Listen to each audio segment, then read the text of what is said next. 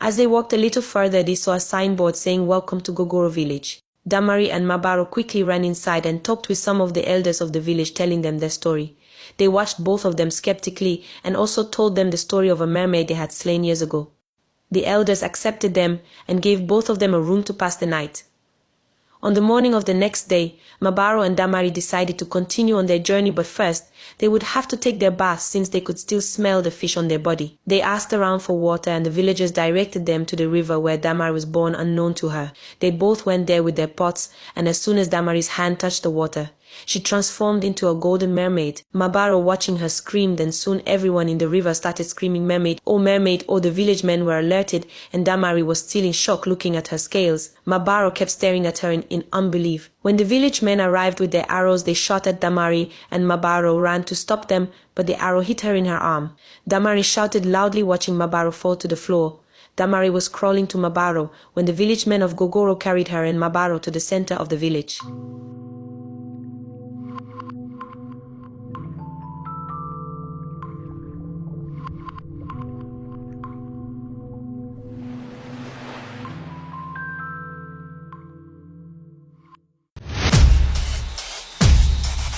As the fish swallowed both of them, Damari's skin touched one of the fish's teeth and it broke her skin. As soon as Damari and Mabaro reached the stomach of the fish, her blood fell into the fish's stomach. The fish let out an extremely loud screech noise that immediately woke Mabaro, and he swam away from the mer people. This was unbelievable to the mer people because the fish hadn't moved from that spot for centuries. The great fish swam violently through the water because it is against its rules to taste a mermaid's blood. Still making an incredibly loud noise, it dashed through the river, and after a few seconds, it spat out Damari and Mabaro on the shores of an uninhabited jungle far away. As Damari and Mabaro landed on the shore, their hearts were pounding loudly, and they ran to the shores, clinging tightly to each other. After a few minutes, Damari looked at Mabaro. "Are you okay? You were unconscious all the time we were at the mer people's kingdom."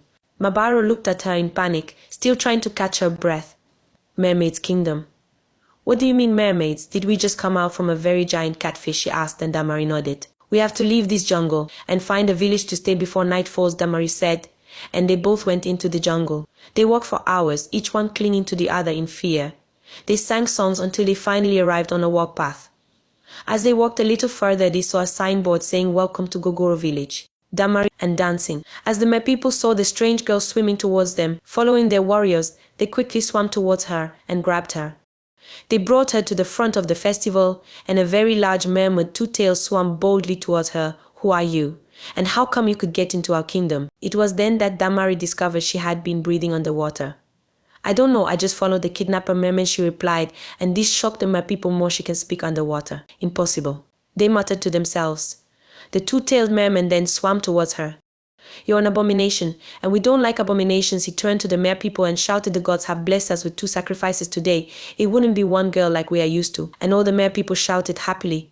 They tied Damari up and placed her with the unconscious Mabaro and pulled them both to the center of the river kingdom, where a giant fish with sharp teeth was sleeping with his mouth open. "You shall taste good to our gods," the two-tailed merman shouted, and they threw both Damari and Mabaro into the mouth of the fish.